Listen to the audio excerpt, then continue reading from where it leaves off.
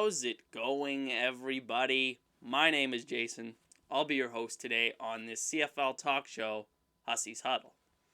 In this video, we talk about the CFL's major problem with one-year contracts and some options that we could see the league try to alleviate this issue. But quickly, before we get started, if you're new, consider subscribing or liking the video. It helps me get it out to more people on YouTube, and I would sincerely appreciate it. With that said, let's go and get started.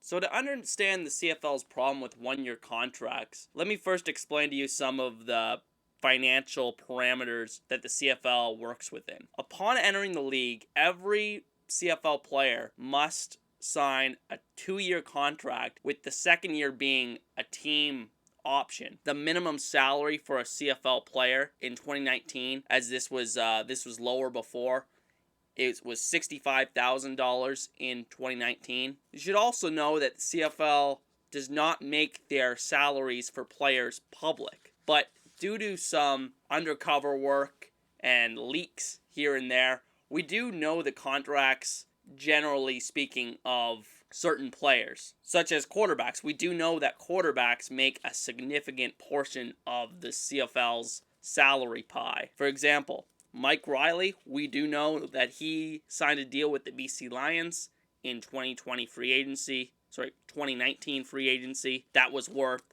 roughly $725,000 per year, therefore taking up a significant portion of the CFL's $5.75 million salary cap allotted to each team. We also know that usually the highest paid players beyond quarterbacks are traditionally national starting offensive linemen that make around $200,000 a year. So this is a big gap between quarterback salaries and other player salaries in the CFL. This means that the competition for every dollar in the CFL amongst the rest of the players on the roster is very intense. Every dollar matters. And this, I would argue, is a reason why players, generally speaking, like to sign one-year deals, because they can use the market and other teams as leverage to gain every extra little bit of financial incentive that they want in order to continue their CFL career. Create a bidding war for their services among the CFL's 9 teams, and they're able to generate a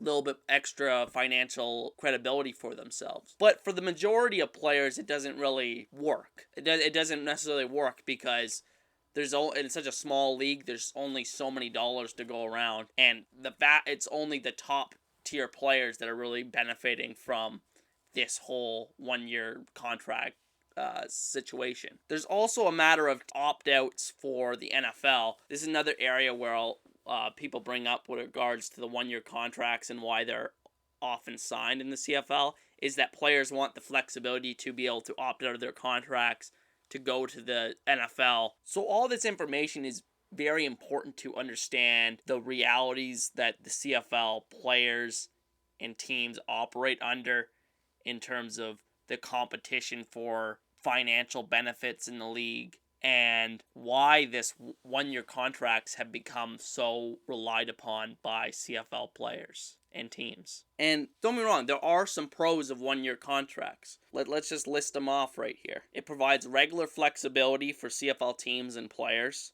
Again, like I said, it provides opt-out opportunities for players that want to go and try their trade in the NFL. It allows for a quick roster reconstruction for CFL teams, especially for rebuilding teams that are able to just flip around half their roster or even more on any given year. It also gives marketing leverage, as I mentioned, to players. It guarantees also for fans that there's a significant amount of legitimate CFL players available in free agency for teams to sign in any given year, which is obviously brings excitement to the league on some level. But honestly, I think it's far outweighed by the negatives of one-year contracts. Let's start with this. The one-year contracts really hurt the continuity among teams and players and fans. Really, besides quarterbacks, you see generally the best players in the league, they played on so many different teams within the CFL. Like, look at a guy like Michael Johnson, who's one of the best defensive tackles in the CFL. He played a long time in Calgary, signed a 1-year deal in Saskatchewan, and then he's already, after 1 year in Saskatchewan, he signed a deal with BC. Having those high-level star players move around all the time is not good for the league in terms of their connection with their fan base. Say if you were going to go buy a jersey for a certain player on a certain team, and then that player leaves, you would feel offended by that. You wouldn't. You would feel like it was kind of a wasteful purchase in that sense, right? And having this connection to the team, we as fans of the sport, we want to feel connected. And one of the ways we do this is by cheering on not just teams, but particular players on certain teams. We get connected to our favorite players. Like, I'm a Hamilton Tiger Cats fan. Brandon Banks is one of the biggest selling points of being a Hamilton Tiger Cats fans. Without Brandon Banks, if they don't bring Brandon Banks back this offseason, the watchability of the Tiger Cats goes down. My connection to the team deteriorates as well. And there's also, that doesn't mention even the fact that there's no long-term security for players, which incentivize many of them to not have a long career in the CFL.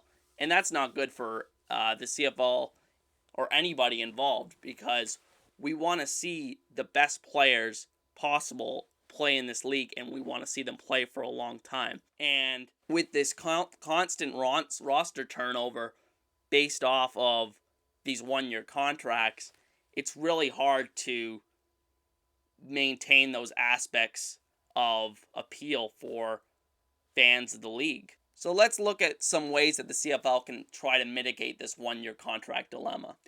Option number one is obviously just keep the status quo with everything I just mentioned, the good and the bad of having this mass free agency almost every season. I don't really need to explain more about that. The second option is going the franchise tag route.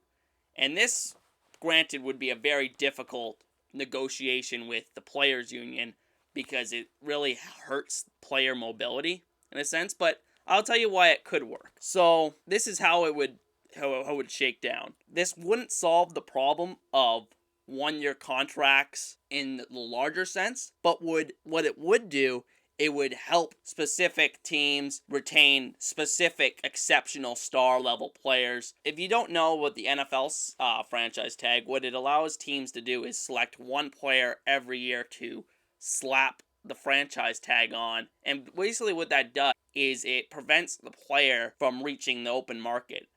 But instead, it's a 1-year, super high dollar amount contract. And so this case, say for any non-quarterback, a franchise tag in the CFL, maybe how about $200,000? Even though that's a high amount for the CFL. Say it's $200,000. Well, that, if the CFL players are going to sign a contract anyway, why wouldn't it a 1-year contract anyway? Why wouldn't it be for a high dollar amount that the franchise tag in this hypothetical scenario would provide? Again, like I said, it's not extremely player friendly on paper because it doesn't allow the players to reach the market. But what it does, it also does give them a boost in compensation, likely for almost any player in the league under this circumstance. And like the franchise tag, going along with this franchise tag for the CFL teams, while the player was signed underneath the tag, will have a negotiating window to sign a longer extension with the franchise tagged player. And so you'll see that, like, say a guy gets paid that 1-year $200,000 amount contract, and then he can negotiate with that team. If he wants to stay with that team, he can sign a longer deal. It allows more of a area for teams and their highest level players to enter into a long-term partnership. It gives more of a negotiation window. The third option for the CFL, and I think this is honestly the most likely option in the future, it's been floated about by a lot of people, is restricted free agency. So how this would work is it would be run off of years of service. So let's just say it's set at 3 years for years of service. To get to unrestricted free agency in the CFL, you should have to play in the league for 3 years. You have to have 3 years of CFL service. If you enter free agency, say if you're on a 1-year contract and you are already hitting free agency, the team can retain your rights by tendering a certain level offer. This tender process will allow teams the ability to match any contract another team gives that player on the open market. We see this all the time in the NBA and in some cases the NFL, where you rarely do see these high-level restricted free agents ever leave that team. Basically what it does is it allows the market to negotiate the player's contract for him. In a CFL player circumstance, making that extra money really is the goal in terms of playing and reaching free agency is to get as much money as possible. But anyway, this restricted free agency proposal would allow teams to retain a lot of their, especially younger players, especially players that they've drafted or players that they have uncovered from the NFL that will have an opportunity to stay around for a lot longer, that don't receive NFL opportunities. It is an opportunity for CFL teams to keep the rights of those players, while the players will also have the opportunities to seek out their own value in restricted free agency, while at the same time likely still returning to the team that they had played on the previous season. While this wouldn't necessarily increase the length of contracts that are being signed in the CFL, this would alleviate a lot of the uncertainty and stress of teams that are afraid of losing younger players to free agency such early in their careers, players that they've developed over the first couple of years of their careers. So teams will actually be able to have some say over their investment. And then option 4, and this is something I'm not completely clear on when it regards to the CFL rulebook, but from my understanding and from what I could find, CFL players are only allowed to opt out of their contract to go seek NFL opportunities if they have 1 year remaining on their current CFL contract. And what I'm just proposing in this scenario is that players could just be able to opt out at any point during any offseason. So, or that when NFL opt-out window exists, allow for that window to exist for any players with how many years they have left on their contract. Yes, Jason, you're being crazy right now. But the one caveat is, if that player ever returns to the CFL, regardless of how many years he had left on the contract, the rights of first negotiation will always be held by that team. And in many cases, there are exceptions. In many cases, we've seen Braylon Addison recently with the Hamilton Tiger Cats. In most cases, the players that go and try out in the NFL, they do not make it in the NFL, and they end up coming back to the CFL within a couple of years. Because players, in this case, if players signed longer contracts and they all of a sudden had a big season in the CFL, they're drawing NFL interest, they can still go and opt out.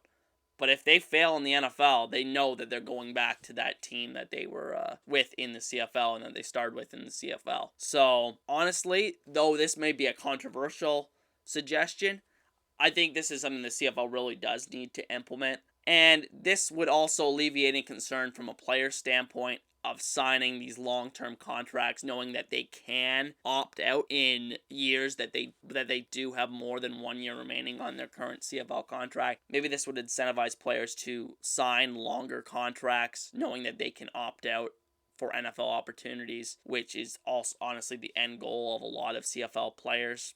So that's going to be at the end of today's video. I'd like to thank you guys all for watching.